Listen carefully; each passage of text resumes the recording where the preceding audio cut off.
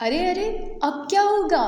سب کی زبان سے یہی الفاظ نکل رہے تھے۔ صورتحال کچھ یوں تھی کہ بندر صبح درخت پہ بیٹھا مزے سے کیلا نوش رہا تھا کہ اچانک اس نے سست طریقے سے چلتے ہاتھی کو دیکھا تو اس کو شرارت سوجھی، اور جب ہاتھی اس درخت کے نیچے سے گزر رہا تھا تو اس نے کیلے کا چھلکا اس کے پاؤں کے قریب پھینک دیا، جس سے ہاتھی پھسلتے پھسلتے بچ گیا۔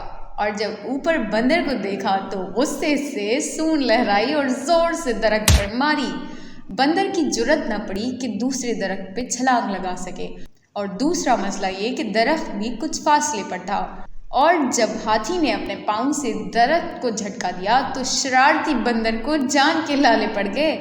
اس کو لگ رہا تھا ہاتھی درخت اکھاڑ کر اپنے پاؤں سے تلے مسل دے گا۔ اب اس نے چیخ و پکار شروع کر دی، کیونکہ ہاتھی کسی طرح وہاں سے جانے کو تیار نہ تھا۔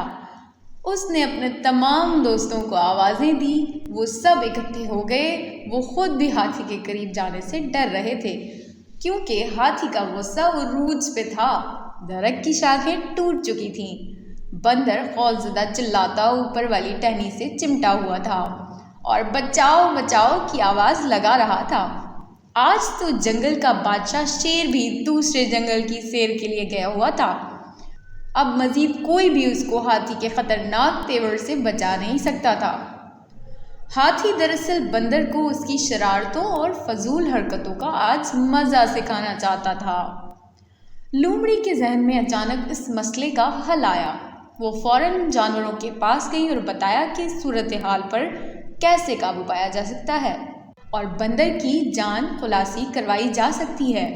اگر بھالو جا کر اس سے بات کرے تو ضرور اس کی بات مان جائے گا، کیونکہ وہ اچھے دوست ہیں، اور امید ہے کہ ہاتھی اس کی بات نہیں ٹالے گا۔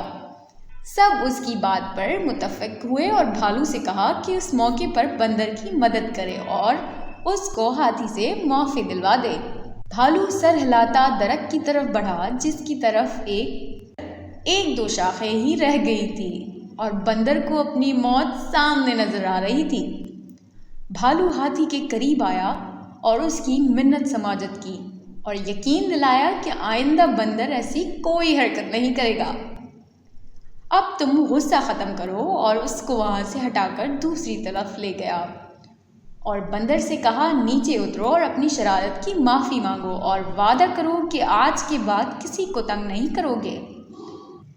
وہ ڈرتے ڈرتے پھولی سانس کے ساتھ نیچے اترا اور بھالو کے پیچھے جا چھپا اور ہاتھی سے کپ کپاتی آواز سے معافی مانگی تو ہاتھی نے فوراً ہی اسے معاف کر دیا۔